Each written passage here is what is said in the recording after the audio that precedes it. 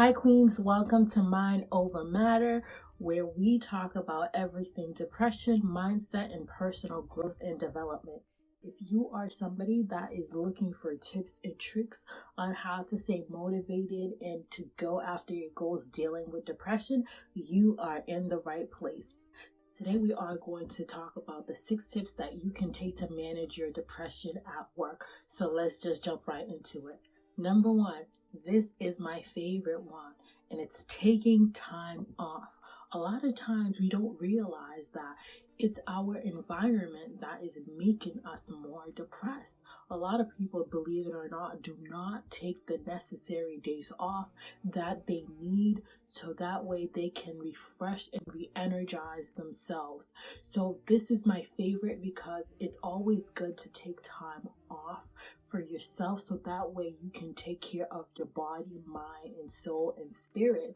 And if you are not doing that at work when you're working, you are most likely putting yourself through stress and you are not finding the appropriate place to release that stress. It's when we keep that stress bottled inside, our depression becomes worse and worse at work. So I encourage you guys, take the necessary time off that you need for work. Talk to your HR and take the time off that you need.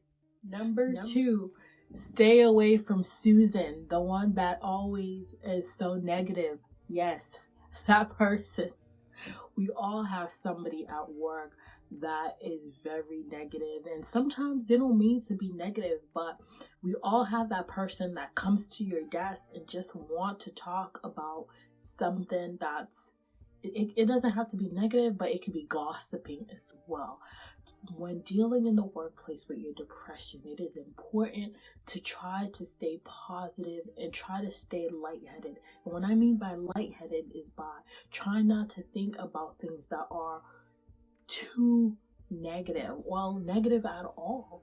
And sometimes we have these people that are at our job that they don't know that we are depressed. They always go up to us, talk about things that we don't necessarily care about, and you are using your energy by trying to pretend that you care about what this other person is gossiping about or talking about.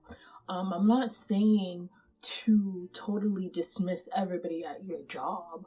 No, that's not what I'm saying. What I'm saying is to use your time wisely and choose who you talk to at work. Sometimes we may not realize subconsciously we are sucking up all of this negative energy from that person, and we feel so bad and so low, and we start to operate in this low vibration at work.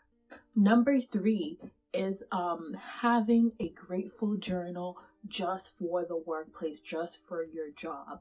A lot of people are very confused about what to write in grateful journals, but it's basically anything that you are grateful for. It is finding the small things at work that you are grateful for and writing those small things down every day. Like, I am grateful for my sick time. I am grateful for the company outings. I am grateful for, my coworkers. When you have a grateful journal for your job, most likely you are going to be grateful for having that job. A lot of people do not like the career or the job that they are in. This can cause a lot of stress and anxiety, and sometimes it can make their depression worse. So having a grateful journal is going to make you be more happier about what your job can provide you, what your job is providing you. So that way you can take your mind off of you not liking it so much. So when you start being more grateful for something, you are going to be much more happier. So keep a grateful journal when you are at work. It takes 2 to 3 minutes.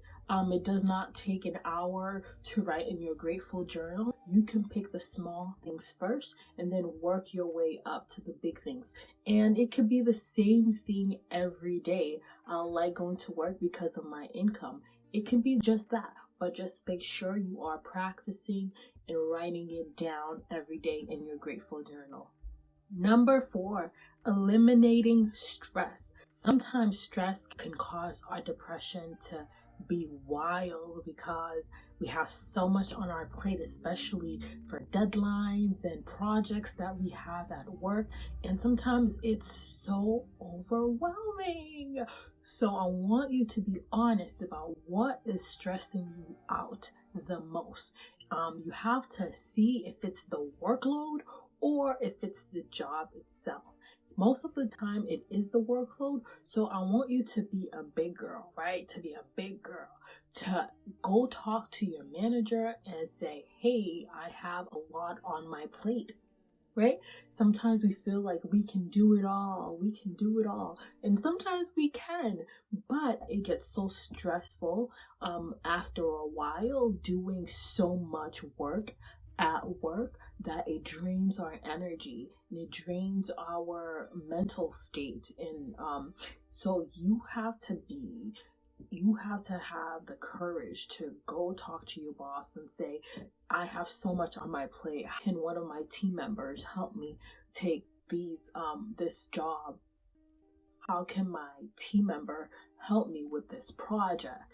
And don't be afraid to speak up for yourself, and don't be afraid to ask. If you are not asking, you are not going to be given anything. Your manager will assume that you are okay with the workload and will keep piling things on, or they will just leave it because you are not speaking up for yourself and you are not asking. And you always have to think your manager, they don't know what's going on with you. You have to talk to them. You have to talk to them so that way they know what is going on. Put your big girl pants on and say, I can't. Last but not least, ask for help. Ask for help. If you are not asking for help, you are going to drown by yourself. And we don't want that. We don't want you drowning by yourself. So I encourage you guys to ask for someone for help. I know a lot of us, when dealing with depression, we don't want to go to HR and say, hey, I have depression, because we are afraid of how they are going to look at us. Like, they're going to be like, oh my gosh, she crazy. Don't think like that, right? Having a mental illness is normal. HR has so many resources sometimes that can help you, and sometimes you don't even have to disclose what you have with HR. Sometimes they have a hotline that you can call. Use that resource. It's free. It's there for a reason. HR has those resources there for a reason, so use it. And not only that, but don't wait until it's too late to ask for help. For example, if you are 2 weeks in to feeling depressed at work and you just can't seem to get out, don't wait until you're in that moment to ask for help. As soon as it starts, ask for help. Try to talk to a therapist. Try to talk to somebody that's close to you. I know a lot of times we try to hold everything in. It makes us feel good to know that we have it in all the way together and we're doing it by ourselves. But that can be our detriment if we are not asking for help, and if we are not talking to anybody about our depression in the workplace. Okay, so you guys, those were my top 5 tips on how to manage depression at work. Let me know, what do you guys do to manage your depression at work? Comment below. Let's talk about it. I hope you guys have a wonderful day, and I will see you guys in the next video. Bye.